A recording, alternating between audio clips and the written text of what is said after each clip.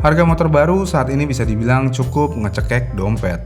Bentar, ini dompet kita yang kecekek atau emang kitanya aja yang sulit?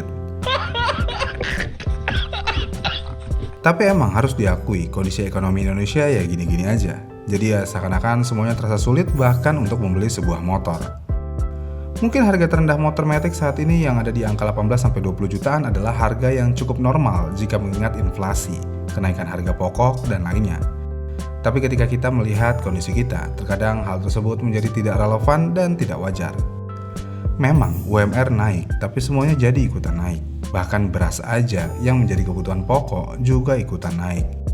Jangankan beras, santan aja yang bukan kebutuhan utama banget juga ikutan mahal. Yang tadinya harga cuma 3.000 gara-gara ada ekspor besar-besaran, saat ini harganya jadi 6.000. Dengan adanya hal itu, nasi padang yang tadinya ada paket 10.000 sekarang minimal 12.000. Makan di warteg yang pakai telur dan orek tempe yang tadinya 10.000 sekarang jadi 15.000. Belum pakai gorengan dan es teh manis. Sekali makan bisa sampai 25.000. Dengan kondisi seperti itu, walaupun UMR naik, ya semua seakan sama aja. Gaji hanya untuk bertahan hidup. Kalau kondisinya seperti ini, harga motor yang semakin mahal tentu aja akan semakin tidak relevan.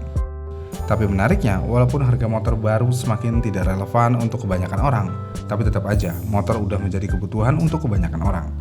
Namun untuk membeli motor sebenarnya ada dua cara, beli bekas atau beli baru. Buat yang mau ribet dan mengambil resiko, membeli motor bekas adalah jawabannya. Tapi buat orang yang nggak mau ribet dan nggak mau ada resiko di motornya, membeli motor baru adalah jawabannya. Tapi nih, dengan kondisi seperti ini dan harga motor yang semakin mahal, terkadang membeli motor baru tidak bisa kita lakukan dengan cara membeli cash keras, yang mana kita terkadang harus rela kredit motor. Mungkin ini adalah solusi tercepat untuk membeli motor, tapi kalau dilihat lebih lanjut lagi, kredit motor seperti jebakan Batman. Mungkin kalau di era 2000-an awal sampai tahun 2010-an, kredit motor masih masuk akal. Masuk akal banget malah. Misalnya kalian kredit motor Yamaha Jupiter Z di tahun 2005 dengan harga cash 13 jutaan. Dengan tenor 2 tahun, palingan total bayar kalian cuma di 16-17 juta rupiah. Namun saat ini semuanya berbeda. Misalnya kita lihat Yamaha Lexi ini. Yamaha Lexi memiliki harga cash di 26 juta rupiah untuk varian standar versionnya. Sedangkan jika kita lihat cicilan motor ini jika DP-nya 0 dengan tenor 36 bulan dan cicilan bulanannya di 1.310.000, berarti total yang kalian bayarkan adalah 47.160.000 rupiah. Yang berarti kalian membayar bunga sebesar 21.160.000 rupiah. Tapi tidak diketahui itu Lexi tipe apa. Oke, kita coba pakai Lexi tipe Connect ABS yang harganya 31.450.000 rupiah.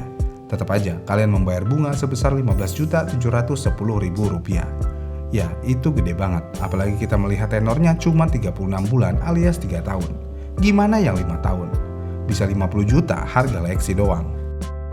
Namun kenapa harga kredit bisa mencekek banget, bahkan bisa sampai 2 kali lipat? Jawaban paling sederhananya adalah bunga kredit. Dan bunga kredit ini semua sudah kita sadari dari awal. Tapi sayangnya bunga kredit ini nggak pernah ada yang namanya transparansi. Mungkin di awal kita akan diberitahu kalau kredit ini akan memiliki bunga flat 6%, tapi nyatanya dengan ini dan itu bunganya bisa sampai 20%. Apalagi BI rate saat ini semakin tinggi, dan ini menjadi salah satu hal yang membuat kredit motor menjadi semakin mahal. Kemudian selain bunga, ternyata pembeli motor kredit harus membayarkan biaya administrasi dan ini mencakup asuransi, pengurusan dokumen dan lainnya. Dan biaya ini kalau kita ngomongin DP 0 ya, akan masuk dalam cicilan bulanan. Yang berarti juga biaya ini akan terkena bunga juga. Katakanlah biaya ini dan itunya di 3-5 juta. Yang berarti harga dasar motor misalnya Lexi yang harganya 26 jutaan udah jadi 29 juta sampai 32 juta. Dan 29 juta atau 32 juta rupiah inilah yang akan kena bunga setiap bulannya. Sadis. Ya, sadis, soalnya DP 0. Karena mau bagaimanapun juga, kita harus sadar, DP 0 itu benar-benar jebakan banget. Apalagi kalau DP 0 ini otomatis biar cicilan bulanannya semakin ringan. Tenornya akan dipanjangin. Dan tenor maksimal saat ini rata-rata leasing ada di 36 bulan. Kebayang nggak? 36 bulan kalian harus membayar cicilan dan 36 bulan juga kalian harus membayar bunganya.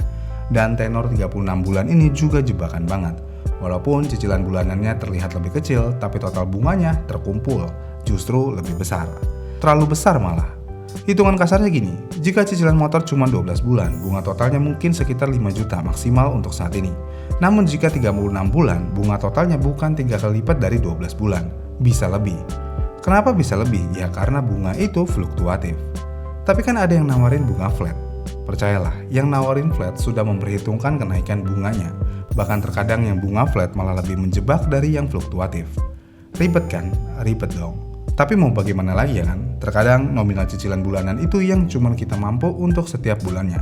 Jadi ya mau gak mau ambil yang tenor panjang supaya cicilannya murah. Ya kasarnya gini, cicilan dengan tenor pendek bunganya pasti gede. Cicilan semakin panjang bunganya ya semakin gede. Intinya gak ada untungnya sama sekali kredit motor. Apalagi untuk ngikutin gengsi. Kita ambil contoh nih kerugian yang akan kalian dapetin. Kita ambil contoh Lexi yang tadi. Harga Lexi, kita ambil harga Lexi ABS yang di harga 31 juta rupiah. Dengan tenor 36 bulan, berarti kalian harus membayar sekitar 47 juta rupiah. Ya, kalian beli Yamaha Lexi seharga 47 juta rupiah. Yang berarti kalian udah rugi 15 juta rupiah. Yang berarti juga lebih mahal daripada NMAX Turbo. Dan jika suatu saat kalian ingin menjual motor ini katakanlah dalam waktu 5 tahun aja, harga Lexi udah di kisaran paling bagus di 20 juta rupiah, bahkan kurang. Jika dihitung total 3 tahun angsuran dan 2 tahun pemakaian, kalian sudah kehilangan uang sebesar 35 juta rupiah dalam waktu 5 tahun. Tapi kan itu wajar aja dalam pemakaian 5 tahun. Ya wajar aja sih kalau emang mampunya diangkat cicilan tersebut. Tapi yang gak wajar adalah kebiasaan kalau cicilan motor lunas terus jual dan ambil baru lagi. Ini yang kacau. Walaupun biaya motor sebelumnya bisa dijadikan DP, tapi tetap aja, kalian jika punya sifat kayak gini, berarti setiap saat hidup kalian dipenuhi dengan bunga. Dan bunganya ini bukanlah bunga yang wangi, tapi bunga ini adalah bunga yang pahit. Pahit banget buat dompet.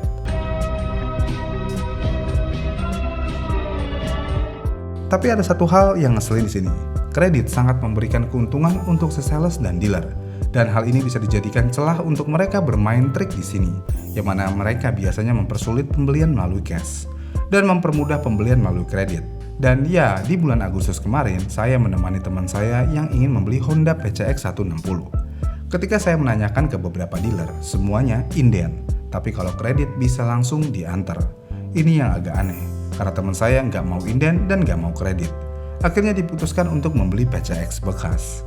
Mungkin ini keputusan aneh, tapi menurut dia jika mempunyai uang cash dan gak mau inden dan ribet-ribet, beli motor bekas jauh lebih nyaman, walaupun ya ada plus minusnya. Jadi ya, kredit yang mencekik konsumen terkadang sangat menguntungkan untuk dealer dan si sales aja. Apalagi ditambah suku bunga tinggi dan tenor yang semakin lama. Leasing, sales dan dealer tentu aja akan semakin senang. Ingat sekali lagi, DP 0 benar-benar jebakan maut. Salah langkah bisa amsyong. Gimana nih menurut kalian? Komen di kolom komentar di bawah ya, dan sampai jumpa di video selanjutnya.